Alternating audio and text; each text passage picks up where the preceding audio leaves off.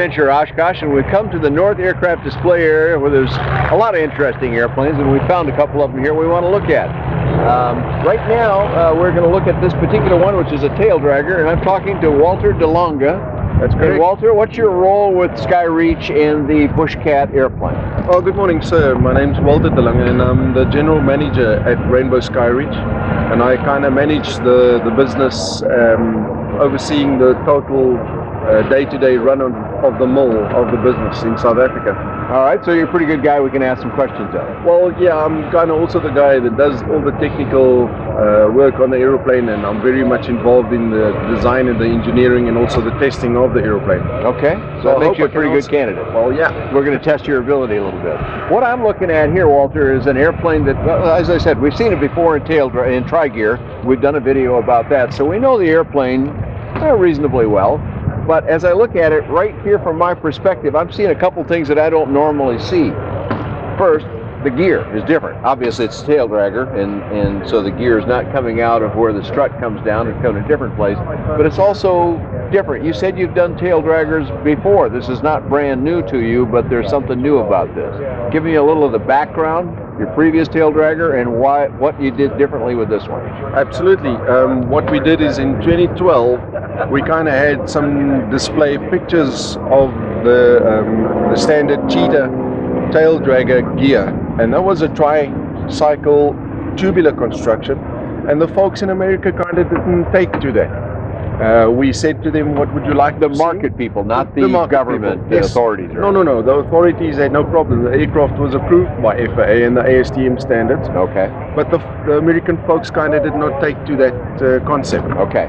We did some market research and then came up with the sprung gear being the choice of the aviation folks. And this is the Grove landing gear. This is Grove landing right gear. Here in the US. And also then we had a big discussion amongst the directors and such, and they said, well, let's buy an American spring gear to attach to our airplanes for the American folks.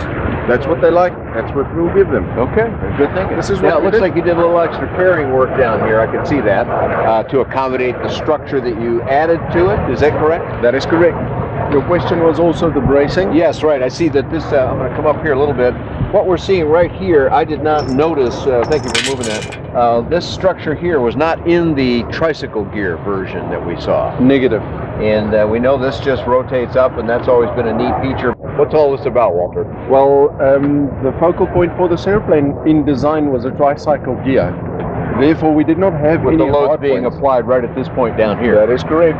So when we wanted to install the Grove gear on this aeroplane, we did not have any hard points on this aeroplane here. So what we had to do is kind of shift the hard points of the aeroplane in order to make a +6, -4 landing gear that can accommodate the aeroplane. And therefore we had this structure. So you're distributing the load, basically. Yeah. Does the airplane fly any different as a tail dragger? It's just a little faster. It looks 10 times better. Everybody says so. I'm kind of out for the nose gear, for the tricycle gear.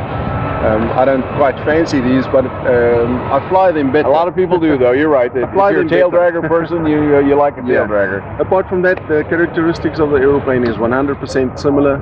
Yeah, so the rest of the airplane, if we sort of ignore these changes that we just talked about here, the rest of it's the cheetah that we know. Absolutely. Okay, and still using behind me here the 912 Rotax, it still has 100 horsepower. It still has the 912. That's your standard engine for this particular airplane? Yes. We like to consider telling the people the 912 100 horses is absolutely what you need in this aeroplane. Although the best match is the 80 horsepower, but if you've got more power, it's always better. Yeah, I love the 80 horsepower model. It's just a little less strain on the engine to produce that much less power. Yeah. You can use a regular auto gas instead of high test auto gas, some things like that. But you're right. Most people, why not have 100 horsepower more for a couple $1,000s more is about all it costs. So might as well have the extra power. So what categories is the aircraft available to the public in that? Well, we've got kind of a huge amount of options to the public. We've got the tail dragger now, as we've changed it to suit the American market better. We've got the tricycle gear, and we've also got the amphibian float plane, and that's also new to the market. As you can see, we are having a very big high impact booth this year in order to show consistency and show that we're not just a one-hit wonder company. And we're here to stay. We've been in existence for 12 years. And therefore, you know, we want to show the American folks that if you want to buy one of our products, we're here to stay. Now so this airplane, all ASTM approved, available as a special light sport aircraft, ready to fly? Absolutely. And you're maintaining the low, we don't need an exact number, but you're able to maintain your very low price point that you've had earlier? Absolutely. I can give you some details if you need that.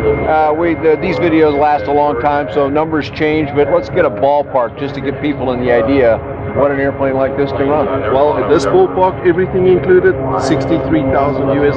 Okay, so there's a lot of people that say, gee, when this LSA thing started 9 years ago, we thought prices were going to be that number. Time value of money, those numbers would be a little higher today, but you're actually meeting the numbers that we used to talk about 9 years ago here in 2013, so good for you. Well, if I can substantiate your statement just a little bit more, the reason why we can do that is we still manufacture these airplanes in South Africa. And our labor costs isn't as high as the rest of the world. So therefore, we're still able to offer an extremely good product at $63,000 US. What kind of organization size do you have? How many employees do you have down in South Africa? We've got a total manufacturing, physically involved employees of 23 people. Okay. And then we've got the management structure on top, which is 7.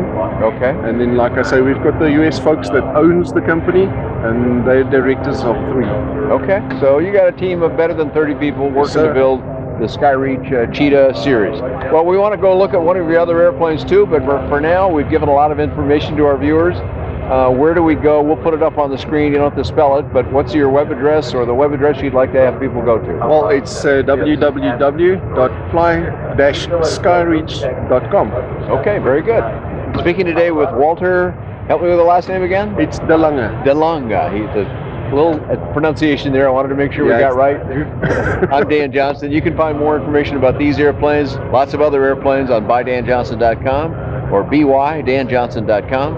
Thanks a lot for joining us here today at Oshkosh. Well, we're still here with the BushCat, and we wanted to make sure we got the U.S. representative. So we're talking to Daniela Knoll, and your company is named Aerosport. And your web address, we'll put it up on the screen. Sure, it's aerosportplanes.com. Okay, great. Now we want to clarify the certification basis under which an American can buy the airplane.